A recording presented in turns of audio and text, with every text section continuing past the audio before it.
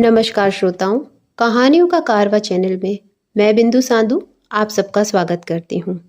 मन्नू भंडारी जी की कहानी यही सच है का दूसरा पार्ट लेके मैं आज आप लोगों के समक्ष प्रस्तुत हुई हूँ।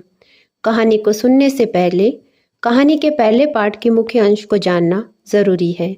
हमारी कहानी कानपुर और कलकत्ता के बीच में घूमती है।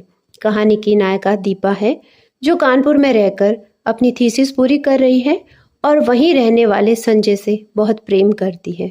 संजय अपने ऑफिस में रोज रोज की किचकिच से परेशान है और वो अपना तबादला कलकत्ता करना चाहता है और दीपा कलकत्ता में नौकरी के लिए इंटरव्यू देने जाती है। दीपा का पूर्व प्रेमी निशित भी कलकत्ता में ही रहता है। दीपा वहां जाती है उससे पहले संजय और वो दोनों मिलके अपने भावी जीवन की खूब कल्पनाएं करते हैं, जो जीवन उनको कलकत्ता में बिताना है। और संजय हमेशा दीपा के पूर्व प्रेमी निशित को लेके सशंकित रहता है। दीपा हर बार उससे कहती है कि मैं उससे नफरत करती हूँ, मैं सच्चा प्यार तुम्ही से करती हूँ। चलिए आगे की कहानी सुनते हैं। कलकत्ता नौकरी पाना इतना मुश्किल है, इसका मुझे गुमान नहीं था। ईरा कहती है कि 150 की नौकरी के लिए खुद मिनिस्टर तक सिफारिश करने पहुंच जाते हैं, फिर ये तो 300 का जॉब है। निशित सवेरे से शाम तक इसी चक्कर में भटकता है, यहाँ तक कि उसने अपने ऑफिस से छुट्टी ले ली। वह क्यों मेरे काम में इतनी दिलचस्पी ले रहा है? उसका परिचय बड़े बड़े लोगों से है और वह कहता है कि जैसा भी होगा वह काम मुझे दिलवा कर ही मानेगा, पर आखिर क्यों? कल मैंने सोचा था कि अपने व्यवहार की रुखाई से मैं स्पष्ट कर दूंगी कि अब वह मेरे पास ना आए। 8:45 बजे के करीब जब मैं अपने टूटे हुए बाल फेंकने खिड़की पर गई तो देखा घर से थोड़ी दूर पर निशित टहल रहा है। वही लंबे बाल, कुर्ता और पायजामा। तो वह समय से पहले ही आ गया। संजय होता तो 11 के पहले नहीं पहुंचता। समय पर पहुंचना तो वह जानता ही नहीं। उसे यूं चक्कर काटते देखकर मेरा मन न जाने कैसा हो आया, और जब वह आया तो मैं चाहकर भी कटु न हो सकी। मैं उसे कलकत्ता आने का मकसद बता रही थी तो लगा कि वो बहुत प्रसन्न है। वही बैठे बैठे फोन करके उसने इस नौकरी के संबंध में सारी जानकारी प्राप्त कर ली। कैसे क्या करना होगा उसकी योजना भी बना डाली। बैठे बैठे फोन से ऑफिस को सूचना भी दे दी कि आज वह ऑफिस नहीं आएगा। विचित्र स्थिति मेरी हो रही थी। उसके इस अपनत्व भरे व्यवहार को मैं स्वीकार भी नहीं पा रही थी और नकार भी नहीं पा रही थी। सारा दिन मैं उसके साथ घूमती रही, पर काम की बात के अतिरिक्त उसने एक भी बात नहीं की। मैंने कई बार चाहा कि संजय की बात बता दूं, पर बता नहीं सकी। सोचा कहीं वह सुनकर यह दिलचस्पी लेना कम न कर दे।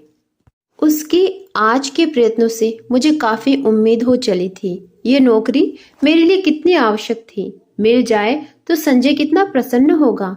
हमारे वैवाहिक जीवन के आरंभिक दिन कितने सुख से बीतेंगे। शाम को हम घर लौटते हैं। मैं उसे बैठने को कहती हूँ, पर वह बैठता नहीं, बस खड़ा ही रहता है। उसके चौड़े ललाट पर पसीने की बूंदें चमक रही है। एकाएक मुझे लगता है इस समय संजय होता तो मैं अपने आंचल से उसका पसीना पोंछ देती और वह क्या बिना बाहों में भरे, बिना प्यार किए यूं ही चला जाता। अच्छा तो चलता हूँ। यंत्र चालित से मेरे हाथ जुड़ जाते हैं और वह लौट पड़ता है और मैं ठगी सी देखती रहती हूँ। सोते समय मेरी आदत है कि संजय के लाए हुए फूलों को निहारती रहती हूँ। यहाँ वे फूल नहीं है तो बड़ा सूना सूना सा लग रहा है। पता नहीं संजय तुम इस समय क्या कर रहे हो? 3 दिन हो गए किसी ने बाहों में भरकर प्यार नहीं किया। कलकत्ता। आज सवेरे मेरा इंटरव्यू हो गया। मैं शायद बहुत नर्वस हो गई थी और जैसे उत्तर मुझे देने चाहिए वैसे नहीं दे पाई, पर निशित ने आकर बताया कि मेरा चुना जाना करीब करीब तय हो गया है। मैं जानती हूँ ये सब निशित की वजह से ही हुआ है। ढलते सूरज की धूप निशित के बाएं गाल पर पड़ रही थी और सामने बैठा निशित इतने दिनों के बाद एक बार फिर मुझे बड़ा प्यारा सा लगा। मैंने देखा मुझसे ज्यादा प्रसन्न वह है। वह कभी किसी का एहसान नहीं लेता, पर मेरे खातिर उसने आज जाने कितने लोगों का एहसान लिया। आखिर क्यों? क्या वह चाहता है कि मैं कलकत्ता में आकर रहूं? उसके साथ उसके पास एक अजीब सी पुलक से मेरा तन मन सिहर उठता है। वह ऐसा क्यों चाहता है? उसका ऐसा चाहना बहुत गलत है, बहुत अनुचित है। मैं अपने मन को समझाती हूँ, ऐसी कोई बात नहीं है। शायद वह केवल मेरे प्रति किए हुए अन्याय का प्रतिकार करने के लिए ये सब कर रहा है। पर क्या वह समझता है कि उसकी मदद से नौकरी पाकर मैं उसे क्षमा कर दूंगी या जो कुछ उसने किया उसे भूल जाऊंगी? असंभव। मैं कल ही उसे संजय की बात बता दूंगी। आज तो इस खुशी में पार्टी हो जाए। काम की बात के अलावा यह पहला वाक्य मैं उसके मुंह से सुनती हूँ। मैं ईरा की ओर देखती हूँ। वह इस प्रस्ताव का समर्थन करती है, फिर मनु की तबीयत का बहाना लेकर अपने को काट लेती है। अकेले जाना मुझे कुछ अटपटा लगा। अभी तक तो काम का बहाना लेकर घूम रही थी, पर अब फिर भी मैं मना नहीं कर पाती। अंदर आकर तैयार होती हूँ। मुझे याद आता है कि निशित को नीला रंग बहुत पसंद था। मैं नीली साड़ी ही पहनती हूँ। बड़े चाव और सतर्कता से अपना प्रसाधन करती हूँ और बार बार अपने को टोकती जाती हूँ। किसको रिझाने के लिए ये सब हो रहा है? क्या यह निरा पागलपन नहीं है? सीढ़ियों पर निशित हल्की सी मुस्कुराहट के साथ कहता है, इस साड़ी में तुम बहुत सुंदर लगती हो। मेरा चेहरा तमतमा जाता है, कनपटियां सुर्ख हो जाती है। मैं सचमुच ही इस वाक्य के लिए तैयार नहीं थी। ये सदा चुप रहने वाला निशित बोलता भी है ऐसी बातें। मुझे ऐसी बातें सुनने की जरा भी आदत नहीं है। संजय न कभी मेरे कपड़ों पर ध्यान देता है, न ऐसी बातें करता है, जबकि उसे पूरा अधिकार है और यह बिना अधिकार ऐसी बातें कर रहा है। पर जाने क्या है कि मैं उस पर नाराज भी नहीं हो पाती, बल्कि एक पुलकमय सिरहन महसूस करती हूँ। सच, संजय के मुंह से ऐसा वाक्य सुनने को मेरा मन तरसता रहता है, पर उसने कभी ऐसी बात नहीं की। पिछले 2.5 साल से मैं संजय के साथ रह रही हूँ। रोज की शाम हम घूमते हैं। कितनी ही बार मैंने श्रृंगार किया, अच्छे कपड़े पहने, पर प्रशंसा का एक भी शब्द नहीं उसके मुंह से फूटा। इन बातों पर उसका ध्यान ही नहीं जाता। वह देखकर भी जिसे सब कुछ नहीं देख पाता। इस वाक्य को सुनने के लिए तरसता हुआ मेरा मन जैसे रस में नहा जाता है। पर निशित ने ये बात क्यों कही? उसे क्या अधिकार है? क्या सचमुच ही उसे अधिकार नहीं है? नहीं है? जाने कैसी मजबूरी है, कैसी व्यवस्था है कि मैं इस बात का जवाब नहीं दे पाती हूँ। निश्चयात्मक दृढ़ता से नहीं कह पाती हूँ कि साथ चलते हुए इस व्यक्ति को सचमुच ही मेरे विषय में ऐसी अवांछित बात कहने का कोई अधिकार नहीं है। हम दोनों टैक्सी में बैठते हैं। मैं सोचती हूँ आज मैं इसे संजय की बात बता दूंगी। स्काई रूम, निशित टैक्सी वाले को आदेश देता है। टुन की घंटे के साथ मीटर डाउन होता है और टैक्सी हवा में बातें करने लगती है। निशित बहुत सतर्कता से कोने में बैठता है। बीच में इतनी जगह छोड़ दी कि यदि हिचकोले खाकर भी टैक्सी रुके तो हमारा स्पर्श न हो। हवा के झोंके से मेरी रेशमी साड़ी का पल्लू उसके समूचे बदन को स्पर्श करता हुआ उसकी गोदी में पड़कर फरफराता है। वह उसे हटाता नहीं है। मुझे लगता है ये रेशमी सुवासित पल्लू उसके तन मन को रस से भिगोए रहा है। यह स्पर्श उसे पुलकित कर रहा है। मैं विजय के अकथनीय आह्लाद से भर जाती हूँ। टैक्सी झटका खाकर रुकती है तो मेरी चेतना लौटती है। मैं जल्दी से दाहिनी ओर का फाटक खोलकर कुछ इस हड़बड़ी में नीचे उतरती हूँ मानो अंदर निशित ने मेरे साथ कोई बदतमीजी कर दी हो। अजी, इधर से उतरना चाहिए था, टैक्सी वाला कहता है। मुझे अपनी गलती का भान होता है। उधर निशित खड़ा है, इधर मैं, बीच में है टैक्सी। पैसे लेकर टैक्सी चली जाती है और हम दोनों एक दूसरे के आमने सामने हो जाते हैं। एकाएक ही मुझे ख्याल आता है कि टैक्सी के पैसे तो मुझे देने चाहिए थे, पर अब क्या हो सकता है। चुपचाप हम दोनों अंदर जाते हैं। आसपास बहुत कुछ है, चहल पहल, रौनक, रोशनी, पर मेरे लिए जैसे इन सब का अस्तित्व ही मिट जाता है। मैं अपने को सबकी नज़रों से ऐसे बचाकर चलती हूँ मानो मैंने कोई अपराध कर डाला हो और कोई मुझे पकड़ न ले। क्या सचमुच ही मुझसे कोई अपराध हो गया है? आमने सामने हम दोनों बैठ जाते हैं। मैं होस्ट हूँ, फिर भी उसका पार्ट वही अदा कर रहा है वही ऑर्डर देता है। बाहर की हलचल और उससे अधिक मन की हलचल में मैं अपने आप को कहीं खोया खोया सा महसूस करती हूँ। हम दोनों के सामने बेरा, कोल्ड ड्रिंक, कॉफ़ी के ग्लास और खाने का कुछ सामान रख जाता है। मुझे बार बार लगता है कि निशित कुछ कहना चाह रहा है। मैं उसके होठों की धड़कन तक महसूस करती हूँ। वह जल्दी से कॉफ़ी का स्ट्रॉ मुंह से लगा लेता है। मूर्ख कहीं का, वह सोचता है मैं बेवकूफ़ हूँ। मैं अच्छी तरह जानती हूँ इस समय वह क्या सोच रहा है। 3 दिन साथ रहकर भी हमने उस प्रसंग को नहीं छेड़ा। शायद नौकरी की बात हमारे दिमाग पर छाई हुई थी, पर आज आज अवश्य ही वह बात आएगी। न आए ये कितना अस्वाभाविक है, पर नहीं, स्वाभाविक शायद यही है। 3 साल पहले जो अध्याय सदा के लिए बंद हो गया, उसे उलटकर देखने का साहस शायद हम दोनों में से किसी में भी नहीं है। जो संबंध टूट गए टूट गए, अब उन पर कौन बात करे। मैं तो कभी ना करूं, पर उसे तो करनी चाहिए।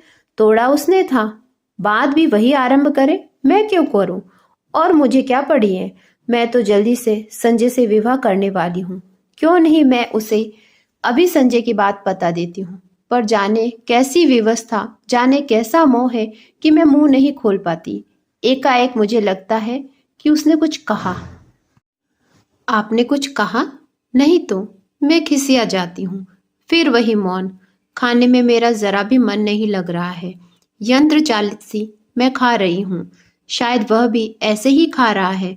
मुझे फिर लगता है कि उसके होठ फड़क रहे हैं और स्ट्रो पकड़ते हुए उसकी उंगलियां कांप रही है। मैं जानती हूँ वह पूछना चाहता है, दीपा तुमने मुझे माफ तो कर दिया ना। वह पूछ क्यों नहीं लेता? मान लो यदि वह पूछ ही ले तो मैं क्या कह सकती हूँ? मैं तुम्हें जिंदगी भर माफ नहीं कर पाई। मैं तुमसे नफरत करती हूँ। मैं तुम्हारे साथ घूम फिर लिया, कॉफी पी ली, तो ये मत समझो कि मैं तुम्हारे विश्वासघात की बात को भूल गई हूँ। और एकाएक ही पिछला सब कुछ मेरी आंखों के आगे तैरने लगता है। पर यह क्या? असह्य अपमानजनित पीड़ा, क्रोध और कटुता क्यों नहीं याद आती? मेरे सामने तो पटना में गुजारी हुई सुहावनी संध्याओं और चांदनी रातों के वे चित्र उभर कर आते हैं, जब घंटों समीप बैठे मौन भाव से हम एक दूसरे को निहारा करते थे।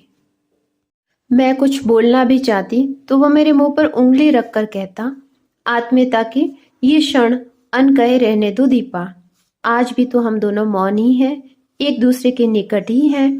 क्या आज भी हम आत्मीयता के उन क्षणों से गुजर रहे हैं? मैं अपनी सारी शक्ति लगाकर चीख पड़ना चाहती हूँ, नहीं नहीं नहीं, पर कॉफी सिप करने के अतिरिक्त मैं कुछ नहीं कर पाती। मेरा यह विरोध हृदय की न जाने कौन सी अतल गहराइयों में डूब जाता है। निशित मुझे बिल नहीं देने देता। एक विचित्र सी भावना मेरे मन में उठती है कि छीना झपटी में किसी तरह मेरा हाथ इसके हाथ से छू जाए। मैं अपने स्पर्श से उसके मन के तारों को झंझना देना चाहती हूँ, पर वैसा अवसर नहीं आता। बिल वही देता है, मुझसे तो विरोध भी नहीं किया जाता। मन के प्रचंड तूफान पर फिर भी निर्विकार भाव से मैं टैक्सी में आकर बैठती हूँ। फिर वही मौन, वही दूरी। पर जाने क्या है कि मुझे लगता है कि निशित मेरे बहुत निकट आ गया है, बहुत निकट।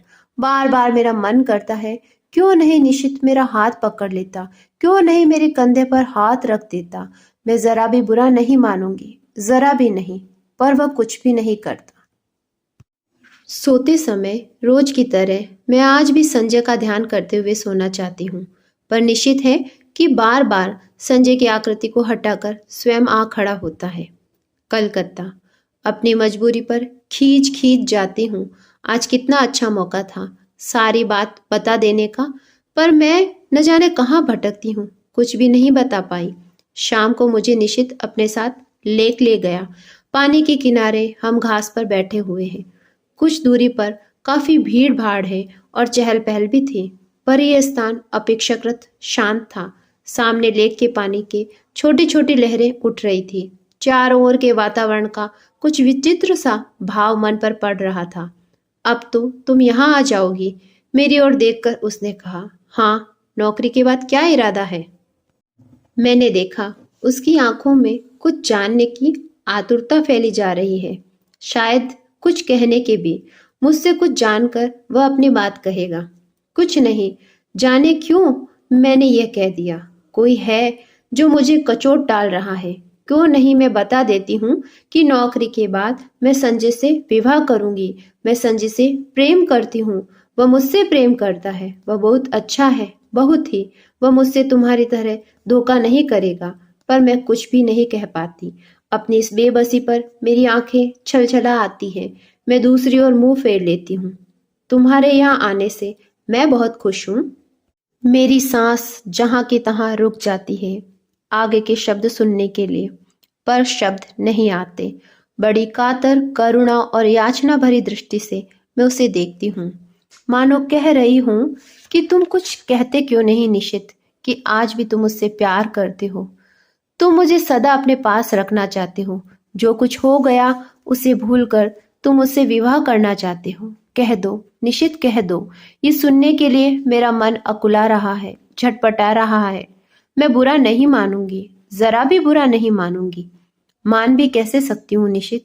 इतना सब हो जाने के बाद भी शायद मैं तुमसे प्यार करती हूँ। शायद नहीं, सचमुच ही मैं तुमसे प्यार करती हूँ। मैं जानती हूँ तुम कुछ नहीं कहोगे। सदा से ही मितभाषी जो हो, फिर भी कुछ कहने की आतुरता लिए मैं तुम्हारी तरफ देखती रहती हूँ। पर तुम्हारी नजर तो लेके पानी पर ही जमी है, शांत और मौन।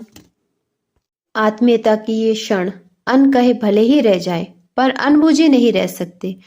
तुम चाहे न कहो, पर मैं जानती हूँ तुम आज भी मुझसे प्यार करते हो, बहुत प्यार करते हो। मेरे कलकत्ता आ जाने के बाद इस टूटे संबंध को फिर से जोड़ने की बात तुम इस समय सोच रहे हो। तुम आज भी मुझसे अपना ही समझते हो। तुम जानते हो आज भी दीपा तुम्हारी है और मैं। लगता है इस प्रश्न का उत्तर देने का साहस मुझ में नहीं है। मुझे डर है जिस आधार पर मैं तुमसे नफरत करती थी, उसी आधार पर कहीं मुझे अपने से नफरत नहीं करनी पड़े। लगता है रात आधी से अधिक ढल गई है। कानपुर। मन में उत्कुंठ अभिलाषा होते हुए भी निशित की आवश्यक मीटिंग की बात सुनकर मैंने कह दिया था तुम स्टेशन मत आना। ईरा आई थी पर गाड़ी पर बिठाकर ही चली गई, या कहूं मैंने जबरदस्ती उसे भेज दिया। मैं जानती थी कि लाख मना करने पर भी निशित आएगा और विदा के उन अंतिम क्षणों में मैं उसके साथ अकेले ही रहना चाहती थी। मन में एक दबी सी आशा थी कि चलते समय ही शायद वह कुछ कह दे। गाड़ी चलने में जब 10 मिनट रह गए तो देखा बड़ी व्यग्रता से डिब्बों में झांकता झांकता निशित आ गया। पागल, उसे इतना तो समझना चाहिए कि उसकी प्रतीक्षा में मैं यहाँ बाहर खड़ी हूँ। मैं दौड़कर उसके पास जाती हूँ। आप क्यों आए? पर मुझे उसका आना बड़ा अच्छा लगता है। वह बहुत थका हुआ लग रहा है। शायद सारा दिन बहुत व्यस्त रहा। दौड़ता दौड़ता ही मुझे सी ऑफ करने यहाँ आ पहुंचा। मन करता है कुछ ऐसा करूं जिससे इसकी सारी थकान दूर हो जाए, पर क्या करूं? हम डिब्बे में पास आ जाते हैं। अच्छी जगह मिल गई। वह अंदर झांकते हुए पूछता है। हाँ। पानी वानी तो है? हाँ। बिस्तर फैला दिया? मैं खींच पड़ती हूँ। वह शायद समझ जाता है, सो चुप हो जाता है। हम दोनों एक क्षण को एक दूसरे को देखते हैं। मैं उसकी आंखों में विचित्र सी छाया देखती हूँ, मानो कुछ है जो उसके मन में गुड़ रहा है, उसे मथ रहा है, पर वह कुछ कह नहीं पा रहा। वह क्यों नहीं कह देता? क्यों नहीं अपने मन की इस घुटन को हल्का कर देता?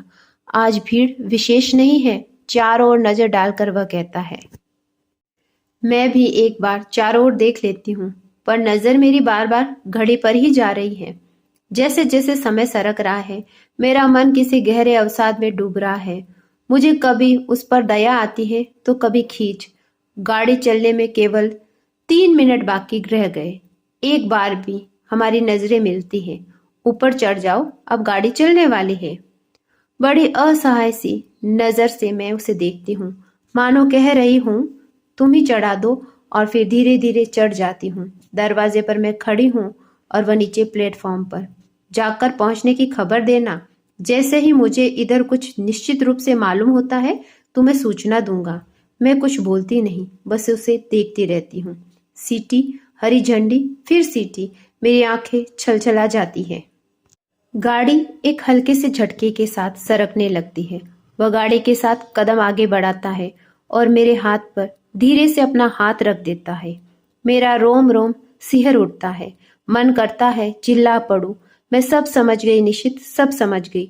जो कुछ तुम इन 4 दिनों में नहीं कह पाए वह तुम्हारे इस क्षणिक स्पर्श ने कह डाला। विश्वास करो, यदि तुम मेरे हो तो मैं भी तुम्हारी हूँ, केवल तुम्हारी, एकमात्र तुम्हारी। पर मैं कुछ कह नहीं पाती, बस साथ चलते निशित को देखती भर रहती हूँ। गाड़ी की गति पकड़ते ही वह हाथ को जरा सा दबाकर छोड़ देता है। मेरी छलछलाई आंखें मूंद जाती हैं। मुझे लगता है ये स्पर्श, यह सुख, यही क्षण, यही सत्य है, बाकी सब कुछ झूठ है। अपने को भूलने का, भरमाने का, छलने का असफल प्रयास है। आंसू भरी आंखों से मैं प्लेटफॉर्म को पीछे छूटता हुआ देखती हूँ। सारी आकृतियां धुंधली सी दिखाई देती है। असंख्य हिलते हुए हाथों के बीच निशित के हाथ को, उस हाथ को जिसने मेरा हाथ पकड़ा था, ढूंढने का असफल प्रयास करती हूँ। गाड़ी प्लेटफॉर्म को पार कर जाती है और दूर दूर तक कलकत्ता की जगमगाती बत्तियां दिखाई देती है। धीरे धीरे वे सब दूर होती जाती है, पीछे छूटती जाती है। मुझे लगता है ये दैत्याकार ट्रेन मुझे मेरे घर से कहीं दूर ले जा रही है, अनदेखी अनजानी राहों में गुमराह करने के लिए, भटकाने के लिए। बोझिल मन से मैं अपने फैलाए हुए बिस्तर पर लेट जाती हूँ। आंखें बंद करते ही सबसे पहले मेरे सामने संजय का चित्र उभर आता है। कानपुर जाकर मैं उससे क्या कहूंगी? इतने दिनों तक उसे छलती आई हूँ, अपने को छलती आई हूँ, पर अब नहीं। मैं उसे सारी बात समझा कर कहूंगी संजय, जिस संबंध को टूटा हुआ जानकर मैं भुला चुकी थी, उसकी जड़ें हृदय की किन अतल गहराइयों में जमी हुई थी, इसका एहसास कलकत्ता में निशित से मिलकर हुआ। याद आता है तुम निशित को लेकर सदैव सशंकित रहते थे। तब मैं तुम्हें ईर्ष्यालु समझती थी। आज स्वीकार करती हूँ कि तुम जीते, मैं हारी। सच मानना संजय, 2.5 साल में मैं स्वयं भ्रम में थी, तुम्हें भी भ्रम में डाल रखा था। पर आज भ्रम के, छलना के सारे चाल छिन्न भिन्न हो गए हैं। मैं आज भी निशित से प्यार करती हूँ और यह जानने के बाद एक दिन भी तुम्हारे साथ और छल करने का दुस्साहस कैसे करूं? आज पहली बार मैं अपने संबंधों का विश्लेषण करती हूँ तो जैसे सब कुछ स्पष्ट हो जाता है। जब मेरे सामने सब कुछ स्पष्ट हो गया तो तुमसे कुछ भी नहीं छिपाऊंगी। तुम्हारे सामने मैं चाहूं तो भी झूठ नहीं बोल सकती। आज लग रहा है कि तुम्हारे प्रति मेरे मन में जो भावनाएं थी वह प्यार नहीं था, केवल कृतज्ञता थी। तुमने मुझे उस समय सहारा दिया जब अपने पिता और निशित को खोकर मैं चूर चूर हो चुकी थी। सारा संसार मुझे वीरान नजर आने लगा था। उस समय तुमने अपने स्नेहिल स्पर्श से मुझे जिला दिया। मेरा मुरझाया हुआ मन हरा हो उठा। मैं कृत्य हो उठी और समझने लगी कि मैं तुमसे प्यार करती हूँ। पर प्यार की बेसुध घड़ियां, वे विभोर क्षण, तन्मयता के वे पल जहाँ शब्द चुक जाते हैं, हमारे जीवन में कभी नहीं आए। तुम ही बताओ, आए कभी? तुम्हारे असंख्य आलिंगनों में भी एक क्षण के लिए मैंने कभी तन मन की सुध बिसरा देने वाली पुलक या मादकता का अनुभव नहीं किया। सोचती हूँ निशित के चले जाने के बाद मेरे जीवन में एक विराट शून्यता आ गई थी, एक खोखलापन आ गया था। तुमने उसकी पूर्ति की, तुम पूरक थे। मैं गलती से तुम्हें प्रियतम समझ बैठी। मुझे क्षमा कर दो संजय और लौट जाओ। तुम्हें मुझ जैसी अनेक दीपाएं मिल जाएंगी जो सचमुच ही तुम्हें प्रीतम की तरह प्यार करेगी। आज एक बात अच्छी तरह जान गई हूँ कि प्रथम प्रेम ही सच्चा प्रेम होता है। बाद में किया हुआ प्रेम तो अपने को भूलने का, भरमाने का प्रयास मात्र होता है। इसी तरह की असंख्य बातें मेरे दिमाग में आती है तो मैं संजय से कहूंगी, कह सकूंगी ये सब, लेकिन कहना तो होगा। उसके साथ अब एक दिन भी छल नहीं कर सकती। मन से किसी और को और अपराध करके तन से उसकी होने का अभिनय करती रहूं? छी, नहीं जानती। यही सब सोचते सोचते मुझे कब नींद आ गई।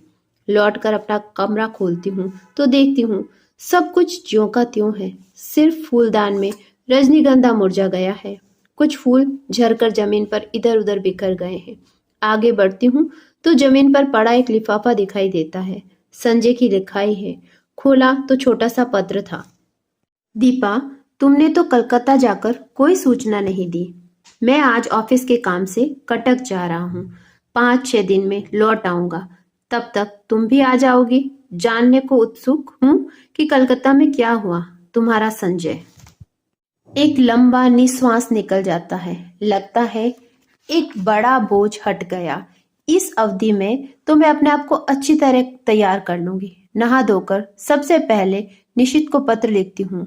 उसकी उपस्थिति से जो हिचक मेरे होठ बंद किए हुए थी, दूर रहकर वह अपने आप ही टूट जाती है।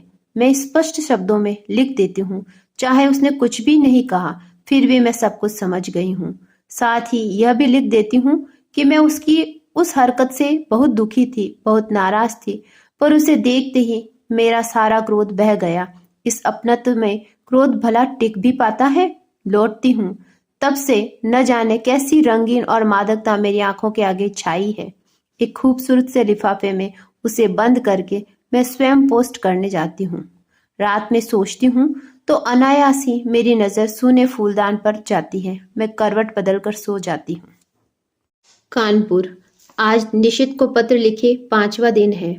मैं तो कल ही से उसके पत्र की राह देख रही थी, पर आज की भी दोनों डाक निकल गई। जाने कैसे सूना सूना, अनमना अनमना सा लग रहा था सारा दिन। किसी भी काम में जी नहीं लगता। क्यों नहीं लौटती? डाक में उत्तर दे दिया उसने। समझ में नहीं आता कैसे समय गुजारूं। मैं बाहर बालकनी में जाकर खड़ी हो जाती हूँ। एकाएक ख्याल आता है, पिछले 2.5 सालों से करीब इसी समय यही खड़े होकर मैंने संजय की प्रतीक्षा की है। क्या आज मैं संजय की प्रतीक्षा कर रही हूँ या मैं निशित के पत्र की प्रतीक्षा कर रही हूँ? शायद किसी की नहीं, क्योंकि जानती हूँ दोनों में से कोई भी नहीं आएगा। फिर निरुद्देश्य सी कमरे में लौट पड़ती हूँ। शाम का समय मुझसे घर पर नहीं काटा जाता। रोज ही तो संजय के साथ घूमने निकल जाती हूँ। लगता है यही बैठी रही तो दम घुट जाएगा। कमरा बंद करके मैं अपने को धकेलती सी सड़क पर ले जाती हूँ। शाम का धुंधलापन मन के बोझ को और बढ़ा देता है। कहाँ जाऊं? लगता है जैसे मेरी राहें भटक गई है, मंजिल खो गई है। मैं स्वयं नहीं जानती आखिर मुझे जाना कहाँ है। फिर भी निरुद्देश्य सी चली जा रही हूँ। पर आखिर कब तक यूं ही भटकती रहूंगी? हार कर लौट पड़ती हूँ। आते ही मेहता साहब की बच्ची तार का एक लिफाफा देती है। धड़कते दिल से मैं उसे खोलती हूँ। ईरा का तार था। नियुक्ति हो गई, बधाई हो। इतनी बड़ी खुशखबरी पाकर भी जाने क्या है कि खुश नहीं हो पाते। ये खबर तो निशित भेजने वाला था। एकाएक ही एक विचार मन में आता है। क्या जो कुछ मैं सोच गई वह निरा भ्रम था? मात्र मेरी कल्पना, मेरा अनुमान? नहीं नहीं, उस स्पर्श को मैं भ्रम कैसे मान लूं जिसने मेरे तन मन को डुबो दिया था, जिसके द्वारा उसके हृदय की एक एक परत मेरे सामने खुल गई थी। लेक पर बिताए उन मधुर क्षणों को भ्रम कैसे मान लूं? यहाँ उसका मौन ही मुखरित हो सब कुछ कह गया था। आत्मीयता के वे अनकहे क्षण। तो फिर उसके पत्र क्यों नहीं लिखा? क्या कल उसका पत्र आएगा? क्या आज भी उसे वही हिचक रोके हुए है? तभी सामने की घड़ी टन टन करके 9 बजाती है। मैं उसे देखती हूँ। ये संजय की लाई हुई है। लगता है जैसे ये घड़ी घंटे सुना सुना कर मुझे संजय की याद दिला रही है। फहराते ये हरे पर्दे, ये हरी बुक रैंक, ये टेबल, ये फूलदान, सभी तो संजय के लाए हुए हैं। मेज पर रखा ये पेन उसने मुझे सालगिरह पर लाकर दिया था। अपनी चेतना के इन बिखरे सूत्रों को समेटकर मैं फिर पढ़ने का प्रयास करती हूँ, पर पढ़ नहीं पाती। हार कर मैं पलंग पर लेट जाती हूँ। सामने के फूलदान का सूनापन मेरे मन के सूनेपन को और अधिक बढ़ा देता है। मैं कसकर आंखें बंद कर लेती हूँ। एक बार फिर मेरी आंखों के आगे लेक का स्वच्छ नीला जल उभर आता है, जिसमें छोटी छोटी लहरें उठ रही थी। उस जल की ओर देखते हुए निशित की आकृति उभर आती है। वह लाख जल की ओर देखे, पर उसके चेहरे पर अंकित उसके मन की हलचल को मैं आज भी इतनी दूर से महसूस करती हूँ। कुछ न कह पाने की मजबूरी, उसकी व्यवस्था, उसकी घुटन आज भी मेरे सामने साकार हो उठती है। धीरे धीरे लेख के पाने का विस्तार सिमट जाता है, एक छोटी सी राइटिंग टेबल में बदल जाता है। मैं देखती हूँ, एक हाथ में पेन लिए दूसरे हाथ की उंगलियों को बालों में उलझाए निशित बैठा है। वही मजबूरी, वही विवशता, वही घुटन लिए हुए। वह चाहता है पर जैसे लिख नहीं पाता। वो कोशिश करता है पर उसका हाथ बस कांपता रह जाता है। ओह, लगता है उसकी घुटन मेरा दम घोट के रखेगी। मैंने एकाएक ही आंखें खोल दी। वही फूलदान, वही पर्दे, मेज, घड़ी, कानपुर। आखिर आज निशित का पत्र आ गया। धड़कते दिल से मैंने उसे खोला। इतना छोटा सा पत्र। प्रिय दीपा, तुम अच्छी तरह पहुंच गई, ये जानकर प्रसन्नता हुई। तुम्हें अपनी नियुक्ति का तार तो मिल गया होगा। मैंने कल ही ईरा को फोन करके सूचना दे दी थी और उन्होंने बताया था कि वे तार दे देंगी। ऑफिस की ओर से जो भी सूचना मिल जाएगी, इस सफलता के लिए मेरी ओर से हार्दिक बधाई स्वीकार करना। सच मैं बहुत खुश हूं तुम्हारे लिए। मेहनत सफल हो गई तुम्हारी। शेष फिर तुम्हारा शुभेच्छु, निशित। निशित बस। धीरे धीरे पत्र के सारे शब्द आंखों के आगे लुप्त हो जाते हैं। रह जाता है केवल शेष फिर। तो अभी उसके पास कुछ लिखने को शेष है। क्यों नहीं लिख दिया उसने अभी? क्या लिखेगा वह? दीप। मैंने मुड़कर दरवाजे की ओर देखा। रजनीगंधा के ढेर सारे फूल लिए मुस्कुराता सा संजय खड़ा है। एक क्षण मैं संज्ञा सुनी हुई उसे देखती रहती हूँ, मानो पहचानने की कोशिश कर रही हूँ। वह आगे बढ़ता है तो मेरी खोई हुई चेतना लौटती है और विक्षिप्त सी दौड़कर उससे लिपट जाती हूँ। क्या हो गया तुम्हें? पागल हो गई हो क्या?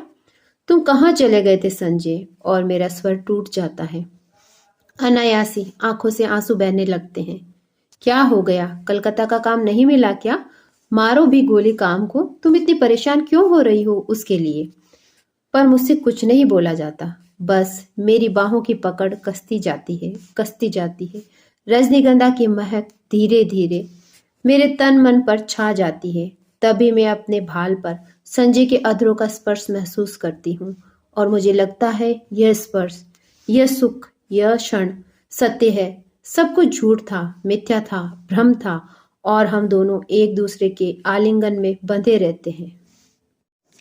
और अंत में आप लोगों से विनम्र आग्रह, कृपया मेरे चैनल को सब्सक्राइब करें, लाइक करें, शेयर करें। धन्यवाद।